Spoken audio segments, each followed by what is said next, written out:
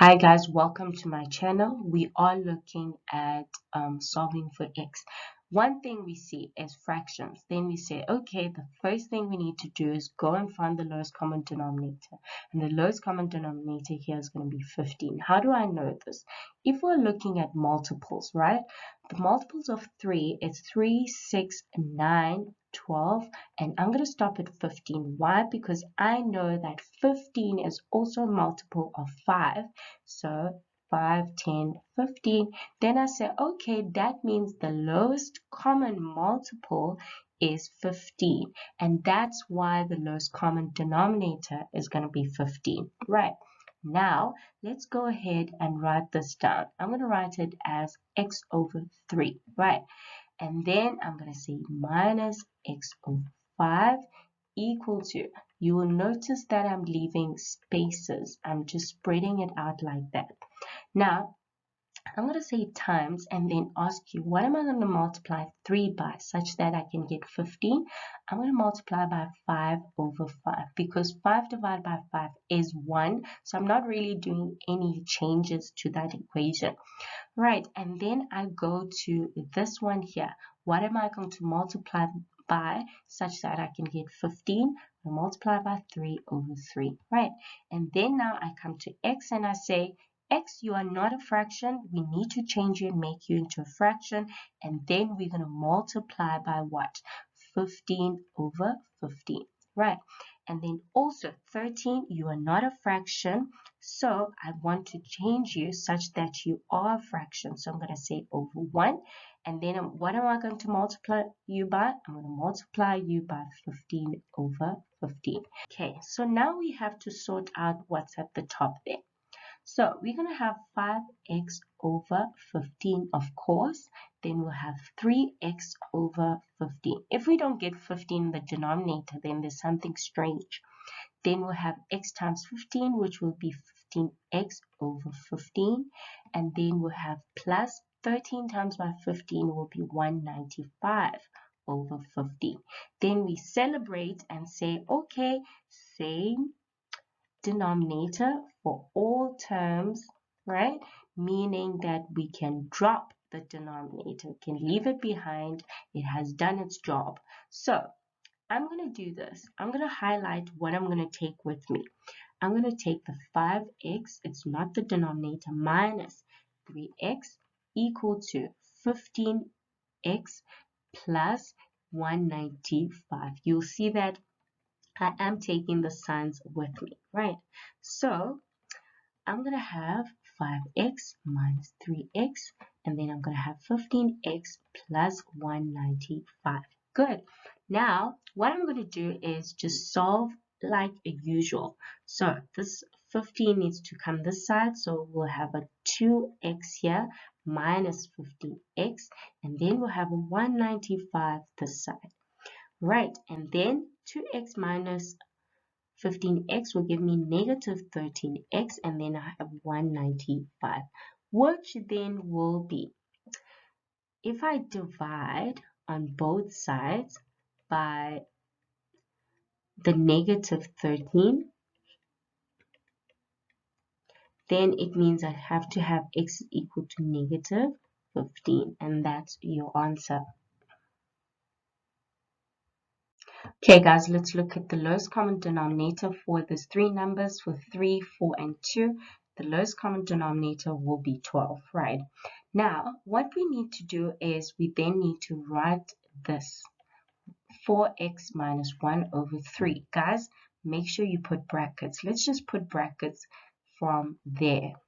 Okay, they didn't tell us, but we need to, because if we don't, it's a bit dangerous, because when we are calculating, we're going to have a problem. Then we're going to have, okay, so now we have a 3 here. I will decide to then say, okay, for me to achieve that denominator, which is 12, I then have to make sure that I have 12 at the bottom. So I'm going to multiply 4 over 4. Then I'll have the 6 over 1, and I am going to multiply it by 12 over 12, okay? And in that case, the denominator is going to be 12 over. Then we have the 3x minus 4 in brackets over 4. And what are we going to multiply it by? We're going to multiply it by 3 over 3 because 4 times 3 will give us 12. Then we're going to have minus, we'll have x plus 2 over 2. And what are we going to multiply this by? We're going to multiply by 6 over 6, right? Now, guys, this is, look at what happens. Let's just make this neater. So we're going to have 4 in brackets 4x minus 1 at the top. And at the bottom, we're surely going to have 12. Then we have minus. Then we'll have 6 times 12.